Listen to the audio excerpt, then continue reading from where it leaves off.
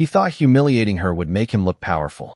Instead, it marked the exact moment his life began to collapse. The glass doors slid open with a soft mechanical whisper as Clara Bennett stepped inside. Sunlight followed her in, stretching across the polished marble floors of Hale Luxury Motors. Everything about the showroom screamed wealth. Chrome reflections, designer suits, quiet conversations worth millions. And then, there was her. Simple gray dress, flat shoes, hair tied back without effort. She didn't belong. And that was exactly what Victor Hale noticed first. From across the showroom, he paused mid-conversation. His eyes scanned her once. Then again. Judgment came fast, too confident. He adjusted his navy suit, smoothed his tie, and walked toward her with the kind of smile that never reached his eyes. "Can I help you?" he asked. Polite on the surface, dismissive underneath. Clara nodded slightly. "I'm interested in that model," she said, pointing toward the centerpiece car. "The Black Azure Series. Limited edition. Spotlighted like a crown jewel." Victor followed her finger, then let out a quiet chuckle. "I see," he said. He took a step closer, lowered his voice just enough to feel personal, but loud enough for others to hear. "That vehicle isn't for casual browsing." A couple nearby turned their heads. Clara didn't react. "I'd still like to see it," she replied. Simple, direct. Victor exhaled through his nose. Annoyed now. "Ma'am," he said, louder this time. "Do you know how much that car costs?" The room shifted. Attention began to gather. Clara met his eyes. "I assume you'll tell me." A few suppressed laughs. Victor smiled. Now he had an audience. $320,000, he announced. A beat. Then, before tax. More laughter. Low. Sharp. Uncomfortable. Clara stood still. No embarrassment. No apology. Just stillness. And that irritated him more than anything. "You know," Victor continued, circling slightly, "we do have a pre-owned section. Much more appropriate." There it was. The line. Clear. Public. Designed to cut. Someone near the entrance whispered. Another person shifted awkwardly. But no one stepped in. No one ever does. Clara glanced once at the car again. Then back at him. "I'm not interested in pre-owned." Her tone didn't rise. Didn't defend. Didn't challenge. And somehow, that made it worse. Victor laughed again. But this time, it wasn't amused. It was sharp. Dismissive. Final. "Of course you're not." He turned slightly, gesturing toward the staff. "Why don't we save everyone some time?" Two employees exchanged looks. Then approached. Carefully. Politely. But clearly on his side. "Ma'am," one of them said, "we're going to have to ask you to wait." Clara's voice cut through. Soft. But precise. Everything paused. Even Victor. She reached into her bag. Slowly. No rush. No panic. Pulled out her phone. And for the first time, Victor hesitated. Just for a second. Something about the way she moved didn't match the situation anymore. She dialed a number. Held it to her ear. The room leaned in without realizing it. "I'm here," she said. Then hung up. That was it. No explanation. No emotion. Just 3 words. Victor blinked. Then scoffed. "That's it," he said. "That's your big move." A few laughs returned. Relief. The tension breaking. "She called someone," he added mockingly. "Should we be scared?" Clara didn't answer. She simply stood there, waiting. And that was the moment everything began to shift. Because across the showroom, a phone started ringing. Not just any phone. The manager's. And when he looked down at the screen, his expression changed instantly. Color drained. Posture stiffened. Eyes snapped up, straight to Clara. And in that exact second, Victor felt it. Something subtle. Something wrong. The room hadn't spoken yet. No one had moved. But the energy had completely changed. And he had no idea why. And what happened next was even more unexpected. The ringtone cut through the showroom like a blade. Sharp. Unignorable. Every head turned. The manager stared at his phone, frozen for half a second too long. Then he answered. "Yes." His voice dropped instantly. Respect replaced irritation. A shift so subtle, yet impossible to miss. Victor frowned. That wasn't normal. Managers didn't sound like that. Not here, not now. Not to anyone. The room held its breath. The manager listened. Didn't speak. Didn't interrupt. Just listened. And with every passing second, his face lost more color. "Understood," he finally said. Quiet. Controlled. Careful. Then he ended the call. Silence. Heavy. Uncomfortable. Victor forced a laugh. Everything okay? He asked, clapping his hands once, too loudly. We done entertaining this. No one laughed this time. The manager didn't answer him, didn't even look at him. Instead, he walked straight toward Clara, each step measured, precise, deliberate, the kind of walk that carried weight, authority, and something else, fear. Victor blinked. Confusion flickered across his face. Hey, what are you doing? He snapped, stepping forward. Still, no response. The manager stopped in front of Clara, not beside her, not near her, in front of her. And then, something impossible happened. He lowered his head. Not much, just enough. But in a room like this, it was everything. Ma'am, he said quietly, we weren't informed you'd be visiting today. The air cracked. Audibly. You could feel it. Victor's smile disappeared. What? He muttered. Clara tilted her head slightly. I didn't think I needed an appointment, she said. Calm. Unbothered. The manager swallowed. No, of course not. Of course not. Victor's heartbeat spiked. That phrase didn't belong here. Not for her. Not for someone like, no. Something wasn't right. You said you were interested in the Azure series. The manager continued, voice tightening slightly. We can prepare a private viewing immediately. Private viewing. Immediately. The words echoed in Victor's mind like a warning siren. Wait, he said, stepping closer. What's going on? Now the manager looked at him. Finally. But the look wasn't familiar. Gone was the easy camaraderie. Gone was the shared arrogance. What replaced it was distance. Cold. Professional. Mr. Hale, he said carefully, I suggest you step back. Step back? Victor laughed once. Short. Disbelieving. You suggest she's not a customer. The sentence landed like a hammer. Everything stopped. Even the air. Victor blinked. Once. Twice. I'm sorry, what? Clara didn't move. Didn't react. She simply watched him. And that calm, was starting to suffocate him. The manager inhaled slowly, as if choosing each word with surgical precision. She's the majority stakeholder. Silence. Absolute. Total. Crushing. Victor's brain refused to process it. No, he said immediately. No, that's not. She owns 51% of Hale Luxury Motors. Every word hit harder than the last. Effective as of last quarter. Victor stepped back. Physically. Like something had pushed him. That's not possible, he whispered. But it was. And deep down, he knew it. Because suddenly, things started connecting. The unexplained audit last month. The quiet board reshuffle. The email he never got copied on. His throat tightened. Clara took one small step forward. Not aggressive. Not dominant. Just enough. Still think I'm in the wrong place? She asked. Her voice hadn't changed. But the room had. Completely. Victor opened his mouth. Nothing came out. For the first time, he had no words. Behind him, someone dropped a pen. The sound echoed like a gunshot. No one laughed. No one moved. No one breathed. Because they all understood now. Every word. Every insult. Every smirk. Had just been directed at the person who controlled everything. And Victor was still standing right in front of her. Alone. Exposed. And unraveling. And what happened next was even more unexpected. Victor Hale had spent 12 years building a reputation on control. Control of tone. Control of rooms. Control of people who needed something from him. But now, the room belonged to Clara. And she hadn't raised her voice once. Majority stakeholder? Victor repeated, almost laughing from panic. That's impossible.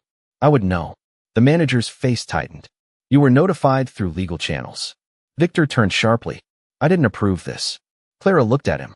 No, she said softly. You weren't required to. That sentence broke something in him. His jaw flexed.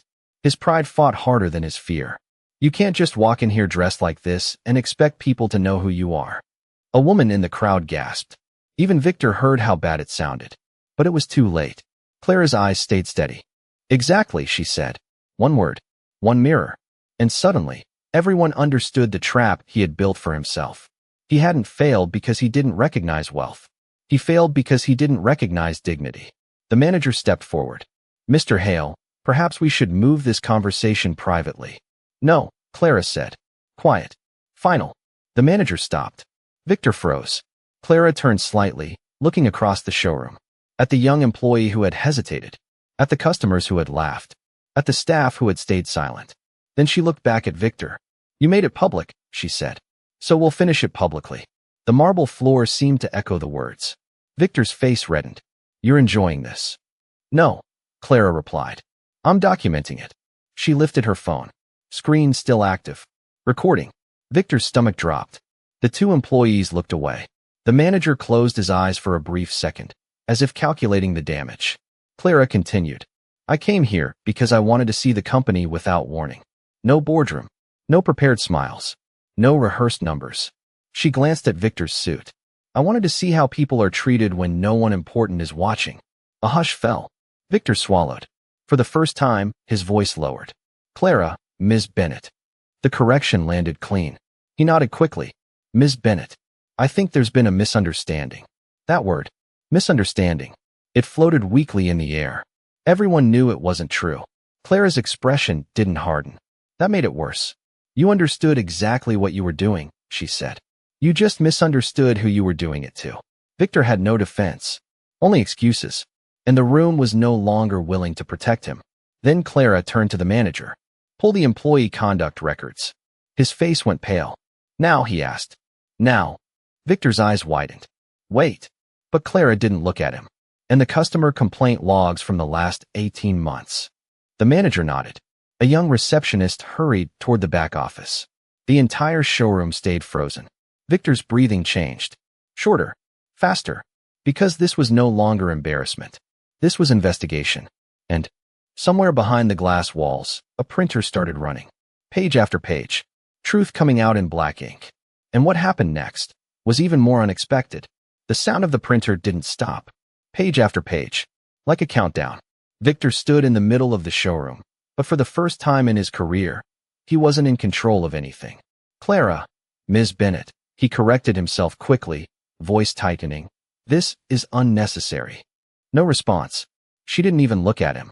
Her attention stayed on the manager. Bring everything, she said. Unfiltered. The manager nodded again, almost too fast. Yes, ma'am. Victor turned in disbelief. Are you serious? He snapped. You're going to tear down your own company over a misunderstanding? That word again. Misunderstanding. It sounded weaker now. Clara finally looked at him. And this time, there was something different in her eyes. Not anger. Not revenge. Clarity. I'm not tearing it down, she said. I'm finding out what it really is. The room went silent. Completely. Because everyone felt it. This wasn't about him anymore. It was about all of them. The receptionist returned first. Arms full of printed reports. Hands slightly shaking. She passed them to the manager. He didn't skim them. Didn't hide them. He walked straight to Clara. And handed them over. Like evidence. Clara flipped through the pages. Calm. Focused. Page 1. A complaint. Customer denied access based on appearance. Page 2. Client redirected despite proof of funds. Page 3. Staff laughter reported. Each line hit the room harder than the last. Victor's breathing became shallow. Those are isolated incidents, he said quickly. You can't judge an entire operation on. Clara raised her hand. He stopped instantly. Not because she forced him to. Because something in him no longer could push through her presence. She turned another page. Then another. Patterns forming. Not accidents. Not misunderstandings. A system. Built quietly. Protected socially. Ignored conveniently. Until now. Clara closed the file. Slowly. The sound echoed louder than it should have. How long? She asked. The manager hesitated. Victor jumped in. This is being blown out of proportion. How long? She repeated. Still calm. Still controlled. The manager swallowed. At least a year. A ripple moved through the crowd. Some looked down. Others stepped back. As if distance could erase involvement. Victor shook his head. No. No. That's not accurate. But even he didn't sound convinced anymore. Clara stepped forward. Now standing directly in front of him. Close enough that he couldn't avoid her presence. Do you know what the most expensive thing in this room is? She asked. Victor blinked. Thrown off. He didn't answer. She glanced around. At the cars. At the lights. At the polished floors. Then back at him. It's not the inventory, she said. A beat. It's the reputation. The words settled slowly. Heavy. Permanent. And you've been spending it carelessly. Victor's throat tightened. For the first time, his voice dropped completely. I can fix this. Not confident. Not commanding. Desperate. Clara studied him. Not judging. Evaluating. You don't fix this with words, she said. Another silence, deeper than before. Then, she turned to the manager. Effective immediately, she said. Victor Hale is suspended pending internal review. The sentence hit like a collapse. Victor stepped back. No, wait. Access revoked, she continued. All decision-making authority frozen. The manager nodded, already signaling security. But this time, not for Clara. Victor looked around, searching for support, for someone to speak, to defend him. No one did, because now, everyone understood the cost of silence. The security guards approached slowly, carefully, respectfully, but firmly. Victor's voice cracked. You can't do this. Clara didn't respond, because she already had. He looked at her one last time. And finally, his arrogance broke. I'm sorry. 2 words. Late. Heavy. Insufficient. Clara held his gaze. Not cold. Not cruel. Just finished. Not to me, she said quietly. She glanced around the room. At everyone. At them. Victor followed her gaze.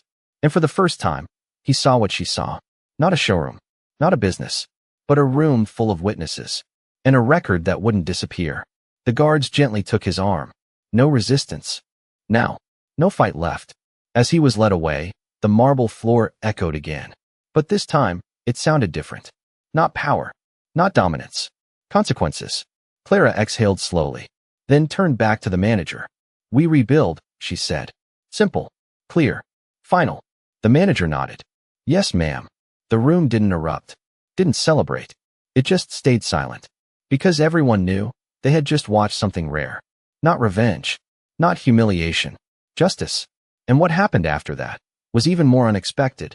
The silence didn't end when Victor left. It stayed. Heavy. Lingering in the air like something unfinished. Because everyone knew, this wasn't just about one man. Clara stood still for a moment after the doors closed behind him. No expression. No victory. Just stillness. Then she turned. Everyone back to work, she said calmly. No anger. No raised voice. But something in her tone reset the entire room. People moved. Quickly. Not out of fear. Out of awareness. A line had been drawn. And no one wanted to be on the wrong side of it again. The manager stepped closer. More careful now. More human. Ms. Bennett, he said, we'll begin restructuring immediately. I'll personally review. You won't. He froze. I won't. Clara met his eyes. You'll assist. A beat. I'll lead. The correction was gentle, but absolute. He nodded. Yes, ma'am. She walked past him. Slow steps across the marble floor. No rush. No need. This space, finally, matched her presence. Schedule a full staff meeting, she added. Today. Yes, ma'am. And bring every department. He hesitated. Even sales. Clara stopped. Turned slightly. That's where this started. No argument. No hesitation. Yes, ma'am. The entire staff stood gathered. Different positions. Different ranks. But now, no hierarchy felt safe. Clara stood at the front. Still in the same simple dress. Still without any visible sign of wealth. And yet, no one questioned her anymore. Because they had seen what mattered. She let the silence settle. Then spoke. Most companies train for performance, she said. Her voice carried. Not loud, but precise. This one forgot to train for character. A few heads lowered. No one denied it. I didn't come here to punish people, she continued. Victor's absence hung in the air. Unspoken, but I won't ignore patterns. She held up the report. Pages of complaints. Ignored. Dismissed. Hidden. Every line in this file is a decision, she said. Not an accident. The words hit harder than any accusation. Because they were true. A young employee near the back swallowed hard. Clara noticed, but didn't call her out. Not yet. From today forward, she said, this company changes. A shift. Subtle,